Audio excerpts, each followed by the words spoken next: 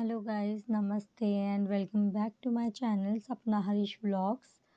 सो जैसे कि आप सबने कल देखा, कल मैंने trade fair part 1 video shoot करी थी जिसमें मैंने 10, 11, 12 हॉलों को दिखाया था। आज मैं आगे कंटिन्यू कर रही हूँ 5, 4, 3 इन हॉलों में। So let's get started. तो आप देख सकते हैं यहाँ पे मैं 5 नंबर हॉल में एंट्री कर चुकी हूँ। ये 5, 4, 3 ये तीनों कंटिन्यू एक ही हॉल में अंदर ही अंदर हैं। आपने 5 में एंट्री करी, 3 में या 4 में, आप सब में एक साथ ही घूम जाओगे। सो यहाँ पे मैं अंदर एंट्री कर चुकी हूँ। ये मेरे पापा, मेरी मम्मी और मेरा बेटा है। कल मेरे हस्बैंड और मेरे बेटे गए थे। आज ये मैंने आपको बताया था, मैं कल मतलब दोबारा गई थी, तो आज ये पार्ट 2 है इसका। इसमें मैं अपने मम्मी पापा के साथ गई थी। तो यहाँ पे मैंने एंट्री करी थी, तो एंट्री करते के साथ ही यहाँ पे मिनिस्ट्री ऑफ टेक्सटाइल करके पूरा एक पार्ट बना रखा था जहाँ पे वर्क दिखा रखा था हैंड क्राफ्टिंग का।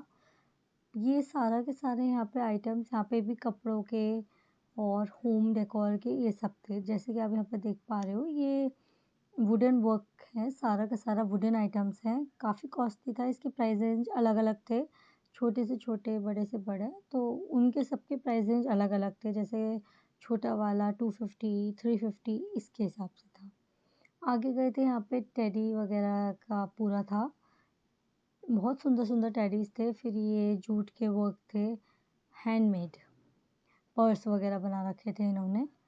फिर हम आगे गए थे, यहाँ पे मतलब पूरा चलना ही चलना था। इतना रश नहीं था इस साइड, क्योंकि रश सारा ज़्यादातर 10, 11, 12 में होता है, क्योंकि वहाँ पे सारे फूड आइटम्स मिलते हैं और किचन के आइटम्स, बहुत सारे आइटम कॉम्बो में मिल जाते हैं और रीज़नेबल रेट भी होते हैं।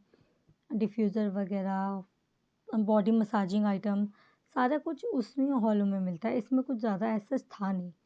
तो यहाँ पे ये मेटल के आइटम्स हैं, जैसे नंदी जी, कान्हा जी, और ये डेकोरेशन वाला दिया वाला। तो इनके प्राइसिंग काफ़ी ज़्यादा हाई थे। जैसे मैंने पूछा था, एक छोटे से, आप अभी देखोगे, गणेश जी का पूछा था मैंने, बेल वाले जो मेन गेट पे लगाते हैं, तो उसी के प्राइस रेंज 1800 था। मैं भी लेके आई हूँ एक। मैं एक्चुअली मेटल में क्या लाई हूँ, ट्रेड फेयर से एक्चुअली मैं क्या क्या लाई हूँ, वो सब मैं आपको नेक्स्ट ब्लॉग में दिखाऊंगी। मैंने थोड़ी बहुत शॉपिंग करी है ट्रेड फेयर से, क्योंकि इतना सुंदर आइटम था ना, मतलब आप जाओगे और आप खाली आता जाओ, ऐसा तो हो ही नहीं सकता।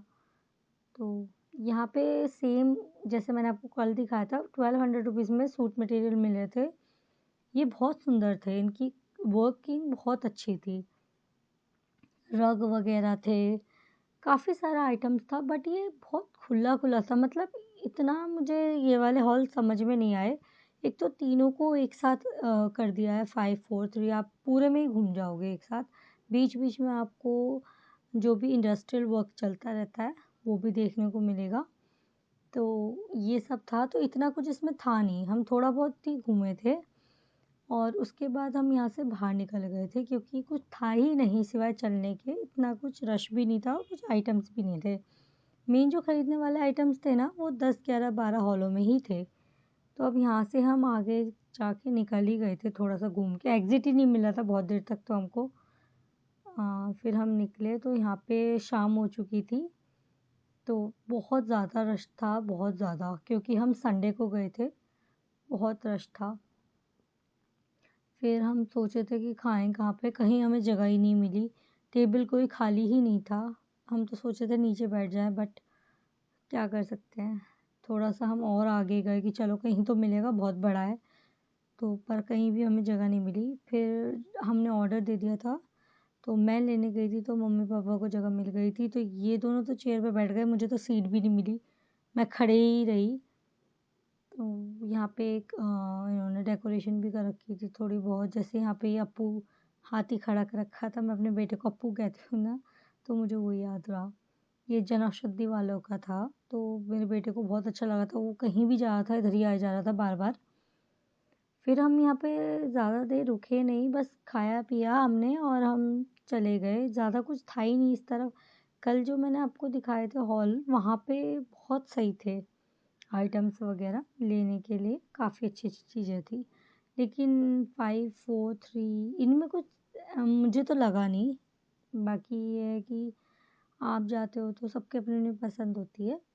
तो यस बस यही था।